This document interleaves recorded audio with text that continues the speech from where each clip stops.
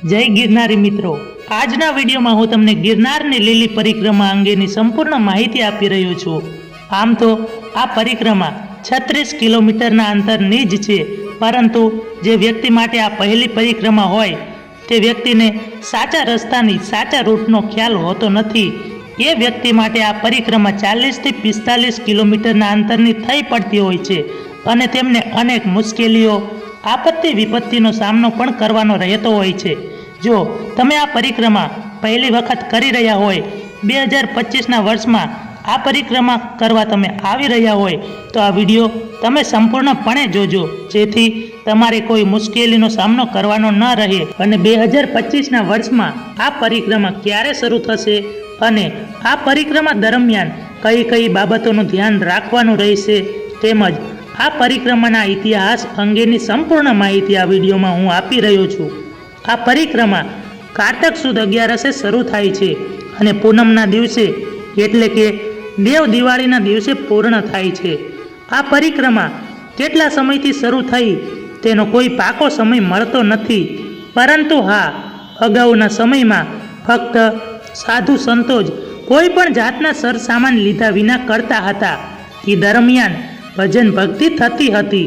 ત્યારબાદ સમય બદલાતા આ પરિક્રમા સંસારી માણસો પણ કરવા લાગ્યા, જેમાં ભોજન પ્રસાદ થવા લાગ્યો અને અનેક સામાજિક સંસ્થાઓ દ્વારા અન્ય ક્ષેત્ર પણ ચલાવવામાં આવે છે।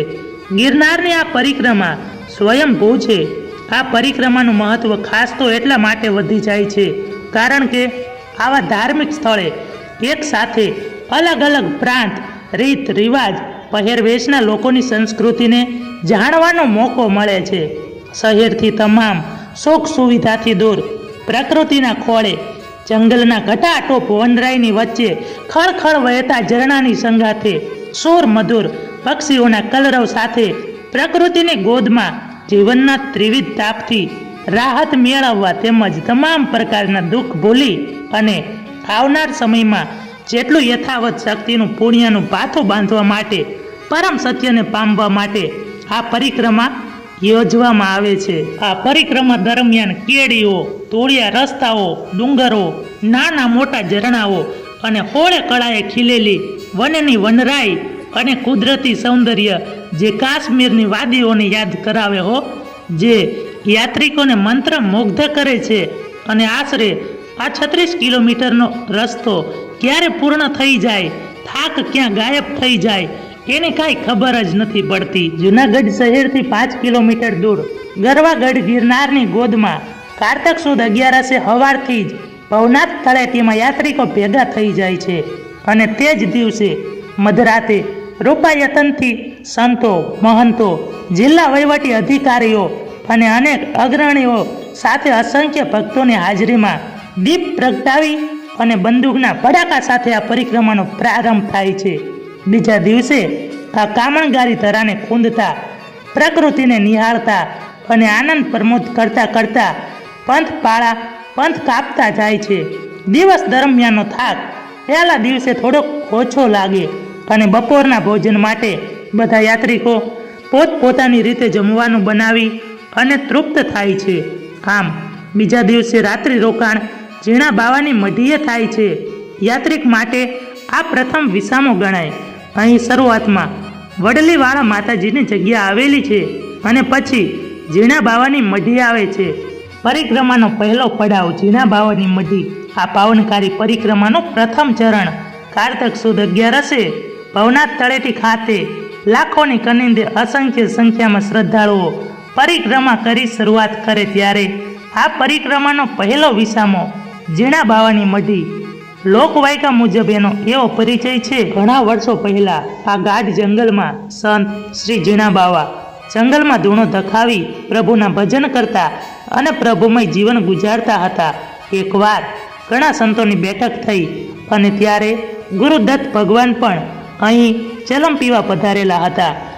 વાતમાં સાધુ સંતોએ ઝીણા બાવાને કહ્યું, અરે ઝીણા બાવા, તમારું કદ તો અતિ મોટું છે અને લોકો તમને ઝીણા બાવા કેવી રીતે કહે છે?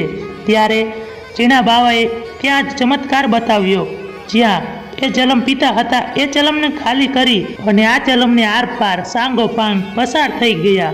ત્યારે ભગવાન ગુરુદત્ત મહારાજે પણ તેમને આશીર્વાદ આપેલા અને ત્યારે તેમને ભગવાને વરદાન માંગવા જણાયું. ત્યારે ઝીણા બાવાએ એવું માંગ્યું કે હે ભગવાન, આ પરિક્રમા જે કોઈ કરે તે દરમિયાન તેમને ખીલી ખટકો ન થવો જોઈએ. અને બન્યું પણ એવું કે જે પણ સાચા મનથી આ પરિક્રમા કરે તેમને કોઈ પણ જાતની મુશ્કેલીનો સામનો કરવાનો રહેતો નથી. આ તેનો ઇતિહાસ છે, જેના નામ ઉપરથી આ સ્થળનું નામ પડ્યું છે. પહેલાં તો અહીં એક ઝૂંપડી જ હતી અને આજે અહીં ભગવાન શિવનું મોટું મંદિર છે. ઝીણા બાવાનો ધૂણો પણ અહીં આવેલો છે. આડે દિવસે કોઈ માણસ જોવા ન મળે ત્યાં લાખો માણસો સાથે અહીં રાત્રિ રોકાણ કરે છે. આ દરમિયાન ઘણી બધી સામાજિક સંસ્થાઓ દ્વારા અન્ન ક્ષેત્ર ચાલે છે. આમ તેરસના દિવસે ભગવાન સૂર્યનારાયણના પ્રથમ કિરણો ધરતી ઉપર પડતાની સાથે જ બધા એક સાથે ચાલવાનું શરૂ કરે છે. આવી રીતે ત્રીજા દિવસે સવારથી જ નવી તાજગી સાથે યાત્રિકો જય ગિરનારી, જય ભોલેનાથ, હર હર મહાદેવ, જય ગુરુદત્ત જેવા નારા લગાવતા લગાવતા આગળ વધે છે. બપોરનો સમય થતાં યાત્રિકો સાથે લાવેલો નાસ્તો કરે છે અથવા તો કોઈ રસોઈ બનાવે છે અને સાંજ પડતા જ જંગલના ગીચ જાડી હોવા છતાં ગમે ત્યાં જગ્યા મેળવી અને પડાવ નાખે છે. આમ ત્રીજા દિવસનું રાત્રિ રોકાણ માળવેલામાં થાય છે. આ સ્થળ ગિરનારના જંગલમાં મધ્યમાં આવેલું અતિ રમણીય છે. અહીં ખૂબ જ ઊંચી વેલો થાય છે, જ્યાં દિવસમાં પણ સૂર્યના કિરણો જમીન પર પડતા નથી અને તેથી જ તેનું નામ માળવેલા પડ્યું છે. જ્યાં પણ રાત્રે ભજનિકો દ્વારા ભજન અને રાસ મંડળની જમાવટ થાય છે. આમ યાત્રિકો પોતાનો થાક ભક્તિમય અને કુદરતી સૌંદર્યથી ભરપૂર જગ્યાએ ઉતારે છે.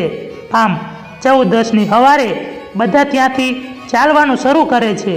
ચોથા દિવસે સવારે યાત્રિકોની વણઝાર માળવેલાથી નીકળી અને ગિરનારની પૂર્વમાં થઈ દક્ષિણ તરફ આગળ વધે છે અને ધીરે ધીરે ચાલતા વિસામો લેતા લેતા આગળ વધે છે. આ દિવસે યાત્રા અંતિમ ચરણ હોવાથી શારીરિક રીતે અશક્ત વૃદ્ધ યાત્રિકો વિહામો લેતા લેતા ધીમે ધીમે આગળ વધતા હોય છે અને સાંજના સમયે આવે છે બોરદેવી. આમ પરિક્રમાનું ચોથા દિવસનું અને છેલ્લા દિવસનું રાત્રિ રોકાણ અહીં આવીને કરે છે. રળિયામણા અને મનોહરી એવા બોરદેવી માતાજીની જગ્યામાં જ્યાં ગાઢ જંગલ છે ત્યાં બોરદેવી માતાજીનું શિખરબંધ મંદિર આવેલું છે. અહીં બોરડીમાંથી અંબેમાં પ્રગટ થયા હોવાનું માનવામાં આવે છે, જેથી આ સ્થળનું નામ બોરદેવી પડેલ છે તેવી લોકવાયકા છે. જેને એક તરફ પાણી અને બીજી તરફ ગઢ ગિરનારની લીલી વનરાઈઓ જીવનનો તમામ થાક ઉતારી નાખે હો. આમ બોરદેવી માતાજીના દર્શન કરી રાત્રિની મીઠી નીંદર માણી બધા સવારના યાત્રાનો પંથ આગળ કાપવાનો શરૂ કરે છે. યાત્રાના છેલ્લા અને પાંચમા દિવસે એટલે કે કારતક સુદ પૂનમે દેવ દિવાળીના દિવસે બધા યાત્રિકો ભવનાથ તરફ વળે છે. આમાં યાત્રાના ઘણા ખરા યાત્રિકો ગિરનાર ચડે છે અને ત્યાં બિરાજમાન બધા દેવસ્થાનોમાં દર્શન કરે છે. એ સિવાયના યાત્રિકો ભવનાથ મહાદેવના દર્શન કરી અને ત્યાંથી દામોદર કુંડમાં સ્નાન કરી આ યાત્રા પૂર્ણ કરે છે. આમ આ કારતક સુદ 11થી શરૂ થતી યાત્રા દેવ દિવાળીના દિવસે શારીરિક ક્ષમતાની કસોટી રૂપ પરિક્રમા પૂર્ણ થાય છે. મિત્રો, આ વિડીયો પસંદ આવ્યો હોય તો વિડીયોને લાઈક કરી અને ચેનલને સબસ્ક્રાઈબ કરવાનું ભૂલશો નહીં. અને આ વિડીયો તમને કેવો લાગ્યો તે કોમેન્ટમાં જરૂર જણાવજો. અને હા, આ વર્ષે શું તમે પરિક્રમા કરવા આવી રહ્યા છો તે પણ જણાવજો. જય ગિરનારી, જય ગિરનારી.